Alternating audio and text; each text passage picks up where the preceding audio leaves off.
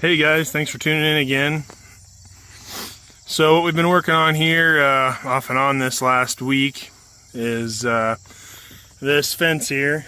I kept forgetting to film putting the post in, but what we've got here is a waterway at my brother's farm, and we're going to fence it off and turn the sheep out on it. So we've got some open ewes that we don't want to turn in with a buck yet, and we've got some bred ewes that are going to go in October, and where they're at is running short on grass, and we're feeding some hay, which is fine, but we've got this, so we figure we might as well use it. We've put stuff on here before with just netting, electric netting, and moving it, but decided to just try to run a semi-permanent hot wire around this and get as much goodie as we can out of it and not have to spend a lot of time moving netting every other day or so often. So we've got a few steel posts around this on the corners and down through just along the edges every so often to try to get it tight. And then we're using these step-in steel fence posts, and we put them about every 20 foot or so, give or take. And we're going to run 3 hot wires on this. So we've done this before on another waterway, and it worked pretty good. Those sheep had never seen electric fence, and so they broke out the first 30 minutes, but then the rest of the summer we didn't have an issue. So these sheep have all seen hot wire of some sort, so we should have a little more success right away. So we're placing these wires at about 10, 20, and 30 inches. As you can see, this is about 2 acres total. Should have plenty of shade and plenty of grass to eat, so they'll love it. Real excited. It has gotten a little tall, but what they don't eat, they'll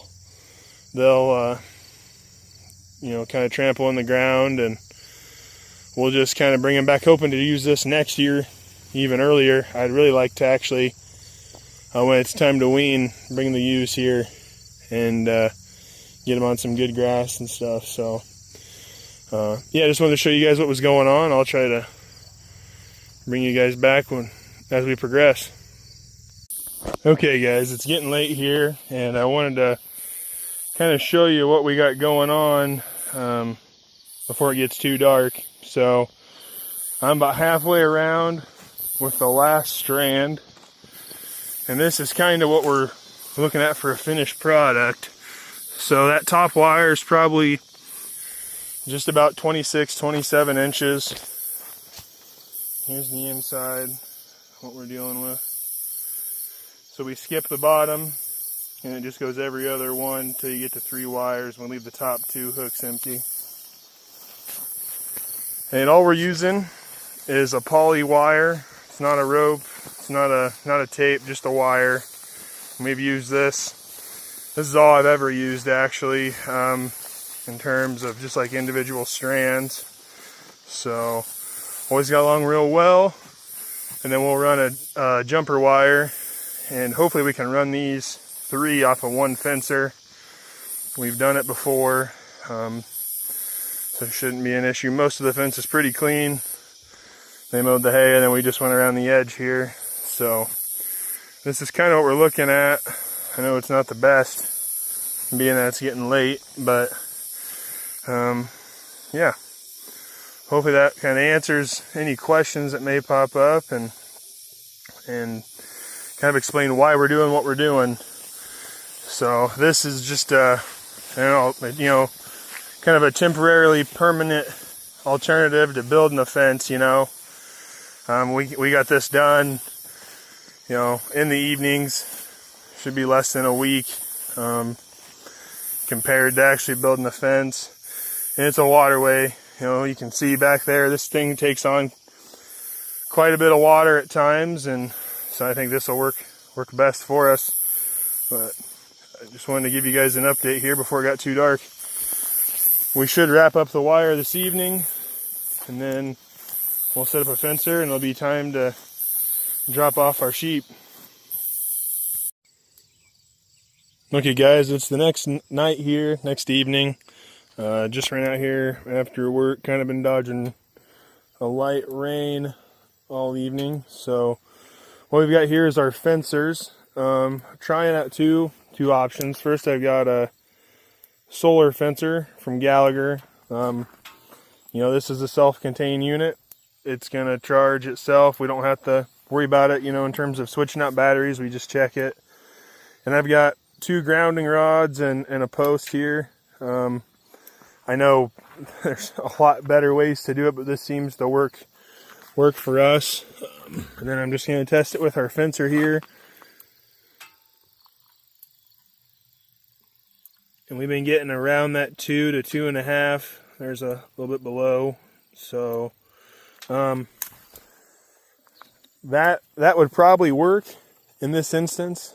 I don't love that number by any means, but it's not the end of the world, especially with, it seems like once the animals are trained on electric fence, they seem to respect it a lot more. Under here, we have one that just hooks up to a battery, just like a marine battery from Walmart.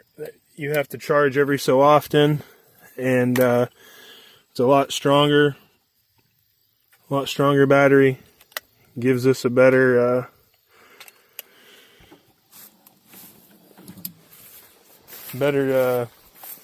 reading on the fencer, and that's probably what we'll go with to start anyway, till these ewes are used to it.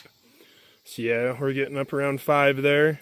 So yeah, it's just the rating of the fencer. The solar fencers, at least in my experience, to buy one that comes as a solar fencer, they're just not as strong as these. Now you could make this one solar, but that's just a Cyclops and then a Walmart battery. So that's probably what we'll do. We're not going to drop any sheep off here this evening. It's getting late enough, but tomorrow we should be dropping them off, and yeah, we're looking forward to it. We got it all up last night. Here's kind of our fence again, so bring you back tomorrow.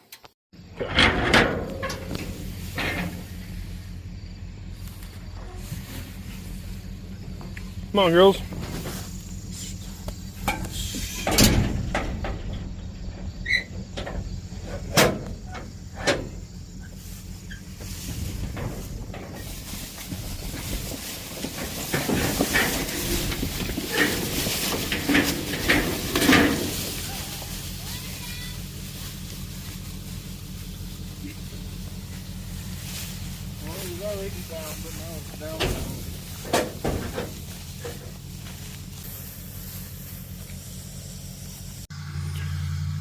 Just giving you guys a little update on the sheep here.